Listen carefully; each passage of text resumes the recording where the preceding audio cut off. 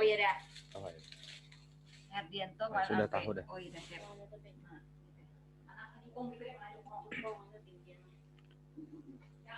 Oke, bismillahirrahmanirrahim. Alhamdulillah, wassalatu wassalamu ala rasulillah Muhammadillah wa ala alihi wasallam wa ala amma ba'd. Rabbi sadri wa yassir amri wa hlul 'uqdatam min lisani yafqahu qawli. Rabbi zidni ilma warzuqni fahma. Rabbi zidna ilma warzuqna fahma. Mahasiswa yang berbahagia. Pertama ya mohon maaf karena harus terpaksa hari libur ini. Ini kedengaran ya Lola? Kedengaran lah.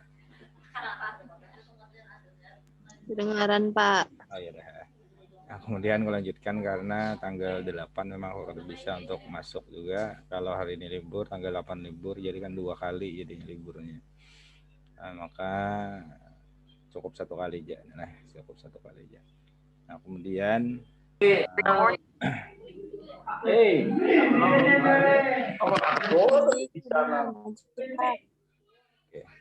Nah, kemudian yang kita bahas hari ini adalah lanjutan dari yang minggu kemarin. Izin Bapak. Ya, silakan. Ya. Izin apa? Ada yang izin kah? Oke, ada. Oke.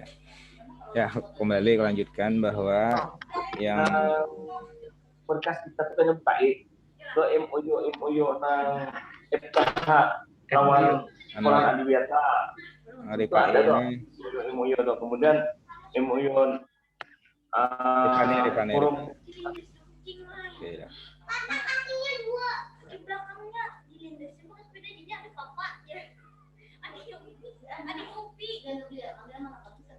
Ya. Mungkin kita singkat ya hari ini, tapi aku ingin menjelaskan sambungan daripada minggu kemarin tentang subjek penelitian. Kalau yang kayak di Paminggir, kita ada Paminggir. Pada kegiatan kita minta tolong Ripani di ya, sudah materi lah. Oke ya, terima kasih. Iya, ada. Nah, jadi hari ini adalah tentang data, sumber data. Ini adalah lanjutan daripada yang minggu kemarin tentang subjek. Nah, sebelum ke persamaan subjek dan sumber data dan perbedaannya, aku ingin menyampaikan dulu tentang data. Nah, tentang data. Data itu adalah saat kita ingin melakukan penelitian atau kita ingin melakukan penelitian sebagaimana disebutkan di pertemuan berikutnya tentang masalah. Masalah penelitian ini kan kemarin kita tentukan dalam untuk melakukan penelitian. Nah, supaya masalah itu terjawab, supaya masalah penelitian itu terjawab, maka kita harus mengumpulkan data. Harus mengumpulkan data. Nah, sekarang apa data itu? Ya, datanya sebenarnya kan jamaknya, pluralnya daripada datum. Datum, artinya data itu sebenarnya datum, artinya sekumpulan. Di sana tulisannya adalah bahwa data sekumpulan fakta ataupun informasi yang harus kita perlukan atau yang kita cari dalam penelitian untuk menjawab masalah penelitian. Jadi kemarin itu kan yang membuat masalah kalian selaku peneliti. Kemudian siapa yang menjawab masalah itu? Ya mahasiswa itu sendiri. Nah, mahasiswa itu sendiri melalui pengumpulan data. Nah, sebelum melanjutkan lagi, ada yang jadi pertanyaan bagi kita semua adalah yang kita cari itu adalah data. kita perhatikan tuh ada. Nah, tolong Ripani dinonaktifkan, Ripani lah.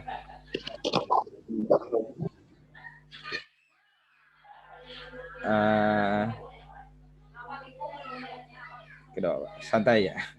Karena nih masalahnya privasi nih, masalah MOU ya Allah.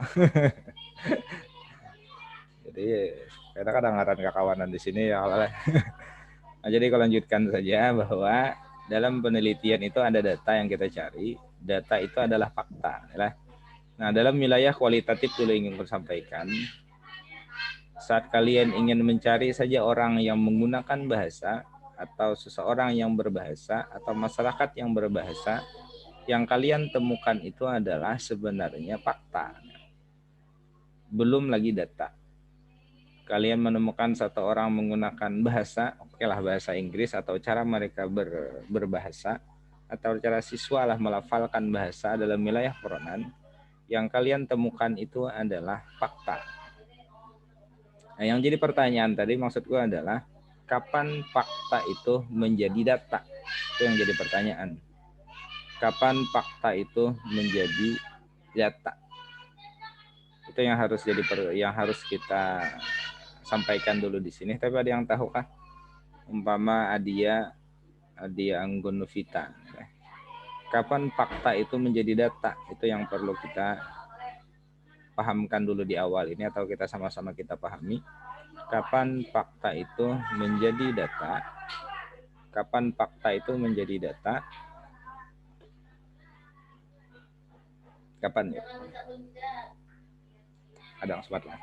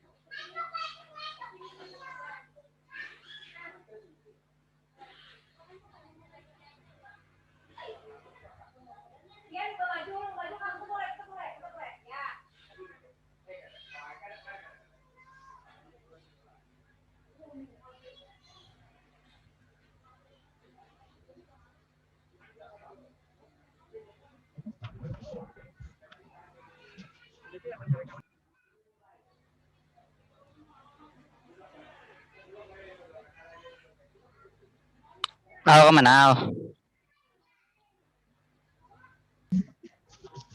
Pengajian. Guru pak kaporan. Subhanallah, subhanallah. Banyak itu dikira ini. Kukira libur tanggal merah. Makanya aku tulak. Aku analibur tadi. Aku sekalinya masuk. Udah apa? Sejam aja sih dia. 40 menit aja. Ayo, yang penting ada daripada diundur-undur. Lagi libur tertunda. Hai, siapa itu? Laila. Kenapa kumpul?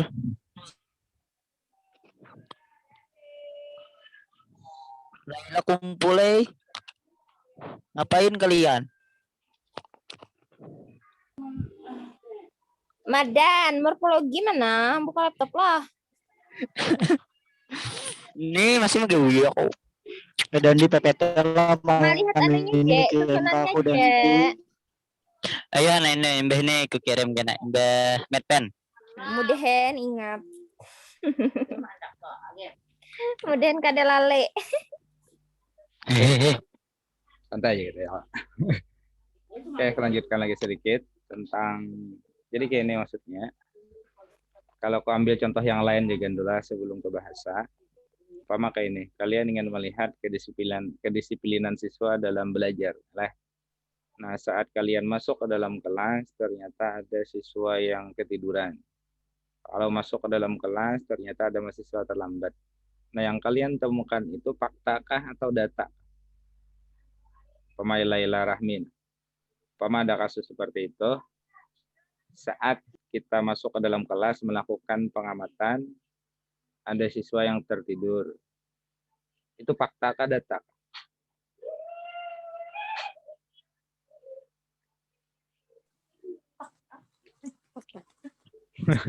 Ada apa salah nilainya? Kada ada salah dan benar aja sini kita. Oke, umpama lagi adakah jawabannya Ayla? Atau umpama terlambat masuk kelas, tidak mengerjakan tugas. Nah, itu Data. fakta kah data? Data.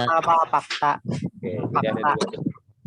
Ada yang jawab fakta dan ada yang jawab data. Lah, aku akan bakalan menyalahkan itu. Lah.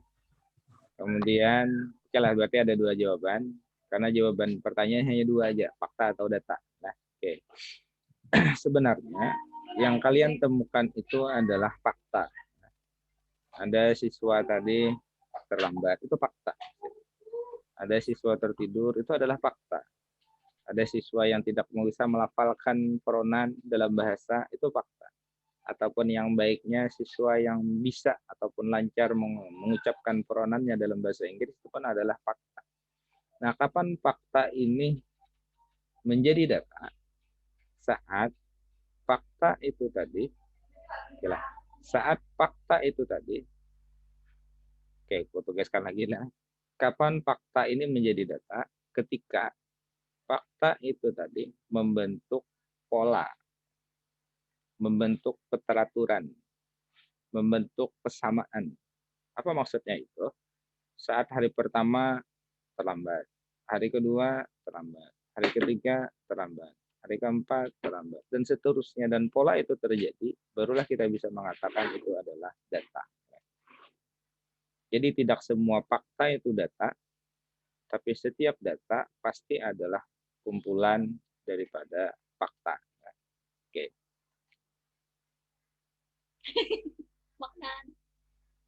Jadi setiap fakta itu belum tentu dia menjadi data. Dia hanya akan bisa menjadi data saat fakta tadi berulang-ulang menjadi sebuah pola, menjadi keteraturan, barulah itu dikatakan data. Makanya dalam wilayah kualitatif dulu, dalam wilayah kualitatif yang kalian pertemukan pertama kali, yang baik itu wawancara kah atau observasi kah, itu masih kumpulan fakta masih. Nah, boleh fakta ini tadi akan menjadi data saat fakta-fakta itu tadi sudah membentuk pola, maka itu dikatakan data. Makanya kalau wawancara ya tidak bisa hanya satu siswa. Wawancara seandainya nih subjeknya siswa, maka tidak bisa wawancaranya satu orang siswa. Kenapa? Karena hanya satu fakta. Kalau beberapa siswa dan halnya sama, keadaannya sama, polanya sama, barulah dikatakan itu adalah data. Oke. Nah, kalau dalam wilayah kuanti, kita akan mencari pola. Kalau wilayah kuanti, kita akan mencari pola. Kenapa? Karena sudah berasal daripada angket, sudah berasal daripada ada tes, sudah ada data itu dalam berbentuk angka. Selesai. Lah, kita tidak perlu mencari pola dalam wilayah kuanti. Kalau dalam wilayah kuali, kita harus mencari pola supaya fakta itu tadi bisa kita katakan data. Contoh lain adalah umpama ada mahasiswa yang terlambat lah datangnya.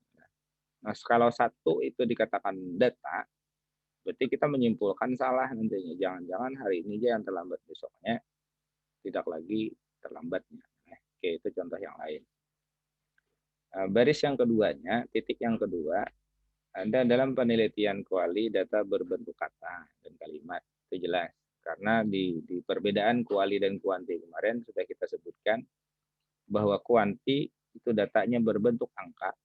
Kenapa jadi angka? Karena dia berasal dari angket, berasal dari tes, dan dia bisa dihitung dengan statistik, maka itu adalah bentuknya data bentuk kuanti.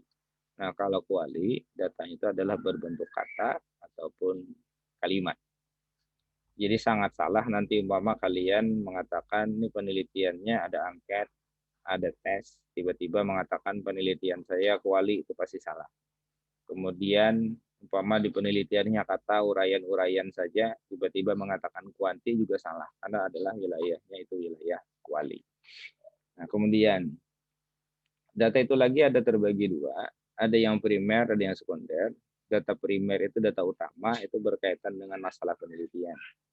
Nah, kalau data sekundernya itu data penunjang saja, umpama penelitian di sekolah, maka harus mencantumkan sejarah ataupun profil sekolah, data guru, data siswa, data sarana. Itu adalah data penunjang. Seandainya tidak ada pun tidak terlalu masalah untuk untuk penelitian baik kuanti ataupun kuali yang sifatnya di lapangan.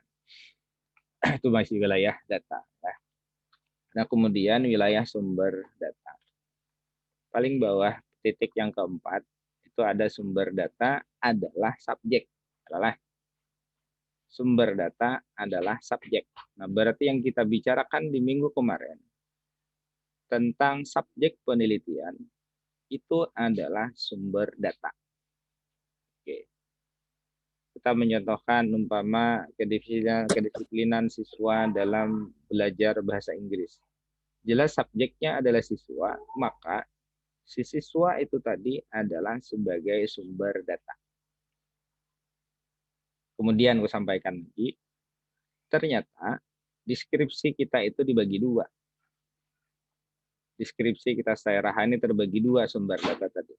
Ada sumber data utama, yang deskripsi kita disebutkan adalah responden. Kemudian ada sumber data penunjang, yang deskripsi kita disebutkan adalah informan.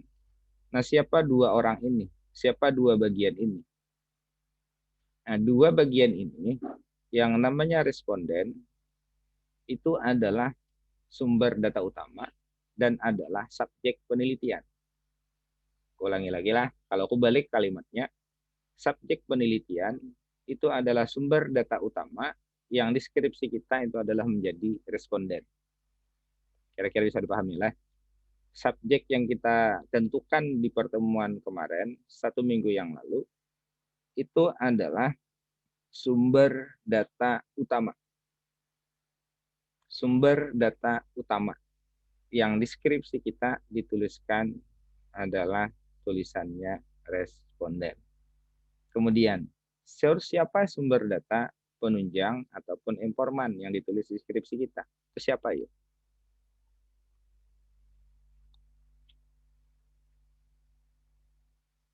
Oke, kalau aku contohkan kayak ini. Kedisiplinan siswa dalam mengikuti pembelajaran bahasa Inggris, itu masalahnya. Subjeknya adalah siswa. Berarti siswa itu adalah sumber data utama ataupun responden yang ada deskripsi kita.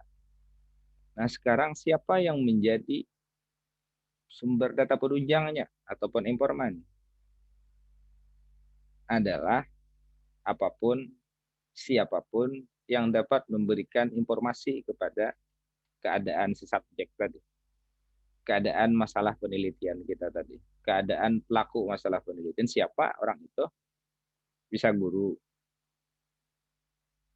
Walaupun yang kita teliti, berarti guru pun harus menjadi sumber data. Siapa lagi? Mungkin orang tuanya. Mungkin lah. Karena dia terkait pelaksanaan tugas belajar, mungkin di rumah ada PR-nya, itu adalah orang tuanya. Orang tuanya pun tahu tentang kedisiplinan siswa dalam belajar bahasa Inggris tadi. Siapa lagi? Atau apa lagi? Bisa jadi adalah hasil daripada dokumen-dokumen saat dia mengikuti melaksanakan tugas. Jangan-jangan memang di dalam absen pembelajarannya, absen hariannya sering kosong juga, sering terlambat juga. Nah, itulah yang maksud aku adalah sebagai sumber data penunjang ataupun informan di tulisan skripsi itu. Kemudian seandainya kita ganti, subjeknya adalah guru, umpama judulnya adalah, jadilah masalahnya upaya guru dalam peningkatan kemampuan siswa dalam berbahasa Inggris. Nah, berarti kan subjeknya siapa di situ? Subjeknya adalah guru. Pasti guru itu tadi adalah sebagai sumber data utama, yang ditulis di deskripsi kita adalah sebagai responden. Tapi kita tetap perlu yang namanya sumber data penunjang. Siapa dia? Adalah siswa. Kenapa siswa? Karena siswa yang tahu informasi bagaimana guru tadi melakukan upayanya. Bagaimana guru melakukan usahanya dalam meningkatkan kemampuan siswa dalam belajar. Oke. Nah, berbeda lagi seandainya aku umpamakan dengan penelitian kuanti. Nah, kalau kuanti cukup sebenarnya kalau sumber data utamanya, kalau yang angket sudah siswa selesai. Umpama siswa selesai ada judulnya umpama hubungan motivasi dengan prestasi siswa. Ya sudah, sumber datanya hanya cukup siswa. Kita tidak perlu lagi menambah wawancara, menambah observasi, tidak perlu. Nah, oke. Nanti silahkan dipertanyakan. Di titik kedua yang terakhir, baris kedua terakhir, ada di situ tulisannya adalah apapun, siapapun yang dapat memberi informasi itu adalah sumber data. Jadi tidak mesti yang menjadi sumber data itu adalah subjek. Tidak mesti hanya subjek, harus ada orang lain. Jadi sumber data itu sebenarnya siapapun. Kalau siapapun berarti orang, atau apapun di sana berarti bisa berbentuk benda, yang dapat memberikan informasi itulah yang namanya subjek, bukan sumber data penelitian kita. Nah, subjek kemarin berarti kan ada hubungannya dengan hari ini tentang sumber data. Kemarin aku katakan kita akan membahas sumber data hari ini, bisa dikatakan sama, bisa dikatakan berbeda dengan si subjek. Kalau aku ulangi lagi, subjek pasti menjadi sumber data, itu pasti. Nah, subjek pasti menjadi sumber data utama. Tapi kita boleh mencari sumber data yang lain asalkan dapat memberikan informasi.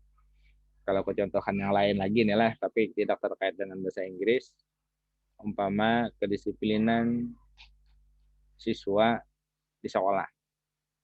Itu kan yang subjeknya siswa, sumber utamanya adalah siswa. Tapi boleh kita mencari sumber dari yang lain, dari guru, walaupun guru kan ada diteliti, dari paman, penjaga sekolah, satpamnya, boleh kita wawancari juga. Dari acil, di mana buhannya rancak bolos, ini acil warung. Nah, mana rancak kantinnya bila belajaran keluaran, nah, boleh juga kita wawancarai. Nah, artinya mereka itu adalah sumber data penunjang sebenarnya, tapi bisa untuk melakukan atau bisa memberikan informasi kepada kita selaku melakukan penelitian. Terakhir di bawah, penjelasan sebenarnya daripada yang di atas.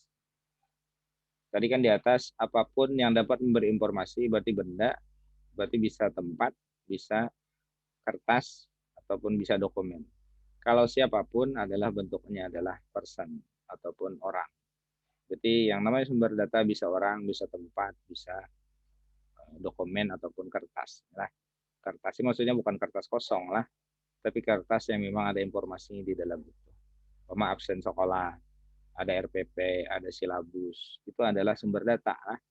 Ada absen, ada silabus, ada RPP, itu sumber data sebenarnya, tapi dalam berbentuk dokumen, dalam bentuk benda mati, yang sebenarnya bisa kita jadikan sebagai sumber data. Sebelum pertanyaan, aku mau mengulang sedikit. Jadi yang kita bahas ada dua, hari ini ada data dan sumber data. Data itu yang kita cari dalam wilayah penelitian. Kemudian dalam wilayah kualitatif, data itu tadi, ataupun data tadi, kita ambil daripada fakta-fakta memang sudah membentuk pola. Nah, dalam wilayah kuanti, kita sudah dapat data dalam berbentuk angka. Jadi kita dari hitungan statistik, itu pasti di situ. Kita tidak perlu lagi mencari pola. Nah, kalau kuanti datanya berbentuk angka, kalau kuali datanya berbentuk kata-kata ataupun kalimat. Kemudian dari sumber data pun, sumber data berarti kan ada dua sumber data, ada sumber data utama dan ada sumber data penunjang. Sumber data utama itu, deskripsi kita di Stairaha ini bertuliskan responden. Sumber data penunjang itu bertuliskan informan. Nah, siapa responden dan informan ini? Sumber data informan ini adalah sumber data utama dan dia adalah si subjek yang sudah kita tetapkan di awal. Kemudian terakhirnya tadi, siapapun sebenarnya yang dapat memberikan informasi kepada kita, itulah yang kita katakan sebagai sumber data. Oke. Sudah sedikit pengulangannya seperti itu. Kalau ada pertanyaan silakan, kalau ada kita cukupkan. Kalau ada lah.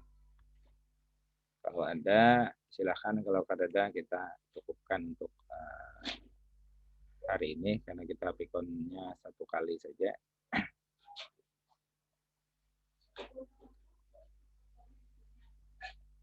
Adakah kada?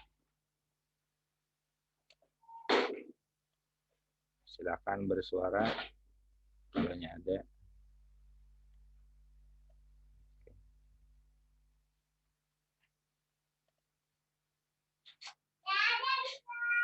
Adakah? Kada?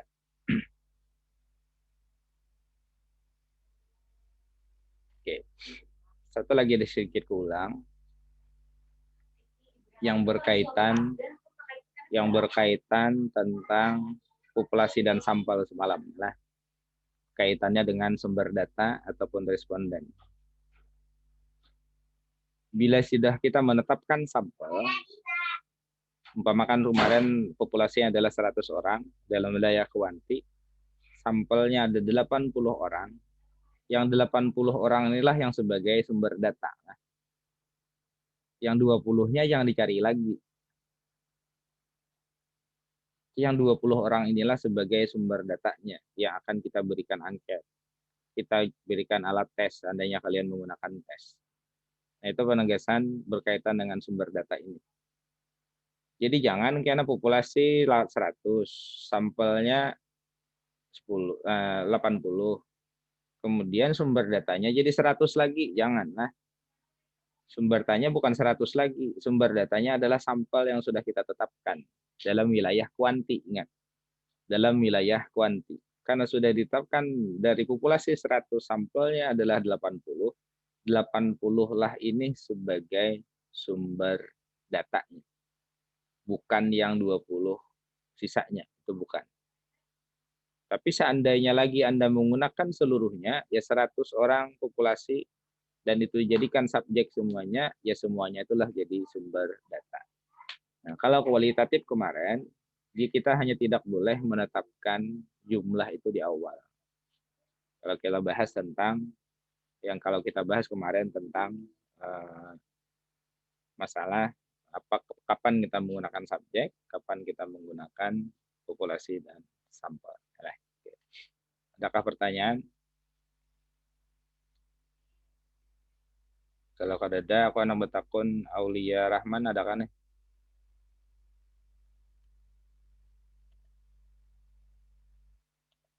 Aulia Rahman ada? Ada. Kemudian satu lagi. Satunya Aulia Sapitri. Adalah. Karena di data aku nih kada tuh baca nih. Tadi ada Pak Aulia Rahman, Pak, di dalam motor tadi. Mungkin karena Sinyal. di dalam motor, karena dia di perjalanan mungkin ada gangguan jaringan, mungkin hilang. Oh, yang di motor tadi lah ya? Iya, enggak. Kalau Aulia Sapitri, Bang?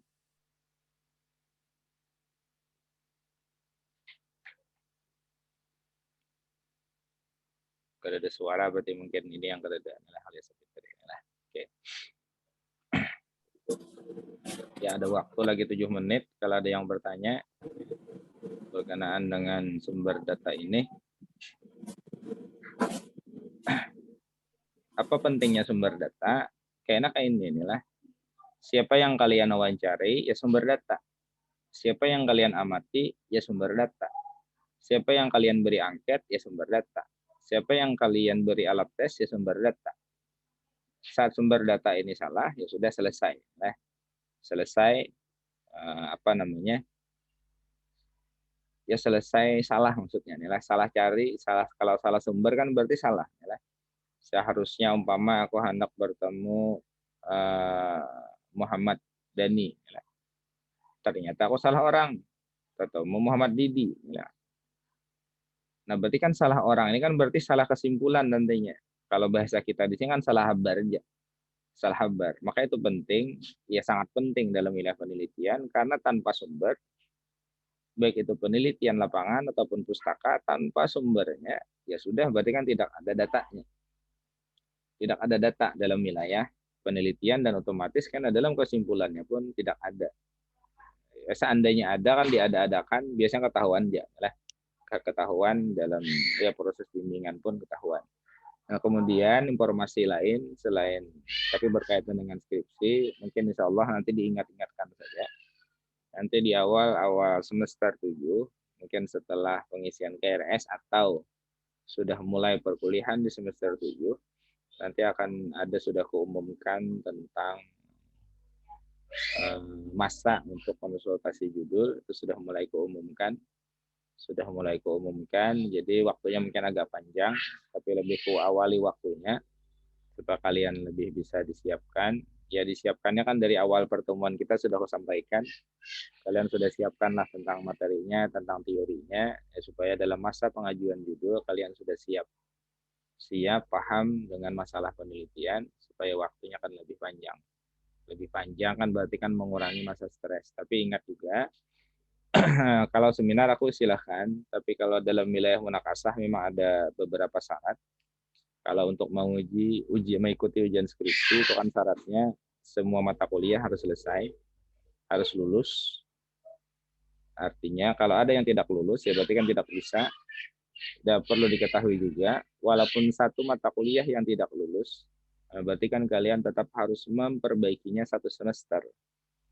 Walaupun hanya satu mata kuliah. Hanya satu mata kuliah perbaikinya satu semester. Nah, kemudian apalagi umpama semester ini tidak ada, semester depan baru ada, nilai digenap akan datang umpama, ya maka akan melalui masa berarti 1 tahun baru bisa selesai perkuliahannya. Kemudian yang lain syaratnya adalah adanya sertifikat UPB, itu ada 2, bahasa Arab dan bahasa Inggris yang kalian ikuti semester 1 dan 2. Kemudian syarat yang lain nanti ada tes TOEFL dan TOEFL. Itu ada 2 sertifikat juga. Nanti dimohon informasi itu dari Malim Janur. Nanti akan mengumumkan kapan pendaftaran dan kapan pelaksanaan tes TOEFL itu. Biasanya di awal-awal, di akhir-akhir tahun. Di akhir-akhir tahun ini, menjelang semester 8, biasanya ada pengumuman itu. Nah itu jangan sampai tidak diikuti, jangan sampai juga terlambat untuk mengikutinya. Itu kegiatan di kampus kita yang paling harus tepat waktu adalah itu. Nah, kalian terlambat 5 menit sudah selesai. Tidak bisa lagi. Nah, apalagi terlambat sampai setengah jam sudah wassalam. Kalian tidak bisa lagi untuk mengikuti itu. Nah, jadi itu aku informasikan di awal sebagai syarat untuk ujian skripsi nanti. Yang paling penting lagi adalah skripsinya selesai. Nah, skripsinya selesai. Kalau skripsinya tidak selesai, ya tidak bisa. Ya tahun ini ya mudah-mudahan lah tahun angkatan kalian ini dosen pembimbing satunya sudah ada di Sairaha, jadi tidak perlu lagi ke Banjarmasin. Karena biasanya akan proses mempercepat dan mengurangi biaya juga, mengurangi biaya. Insya Allah, mudah-mudahan. Amin. Walaupun hanya 1 orang umpama, ya berarti kan 28-an ini ada 1 pembimbing, khusus pembimbing 1 nantinya. Nanti kita kumpul saja nanti untuk pengarahan setelah seminar setelah seminar karena mengawali untuk bimbingan yang dilakukan di daerah saja. Mungkin itu saja, kalau tidak ada pertanyaan, waktu kita 2 menit 13 detik. Kalau ada. Nah. Oke. Ya selebihnya silahkan kalian baca sendiri. Kemarin aku sudah menegaskan, bila kalian cenderung ke kuanti, ya silahkan baca kuanti saja. Cenderung ke kuali, ya silahkan baca kuali saja. Seandainya kuali tadi sudah ada hanya 1 saja, ya silahkan 1 jenis penelitian saja. Oke. Pak Wardah, kita konakan kah? Kedada. Oke, aku tutup jadalah untuk hari ini. Dengan mengucapkan alhamdulillahirrahmanirrahim. Minggu depan kita libur nih lah. Aku harus ke Banjarmasin. Jadi minggu depan kita libur saja. Jadi maka aku hari ini supaya tidak memerlukan waktu yang lain. Tutup dan mengucapkan sekali lagi alhamdulillahirrahmanirrahim. Subhanakallah wa bihamdika asyhadu an la ilaha illa anta astaghfiruka wa atubu ilaik. Insyaallah.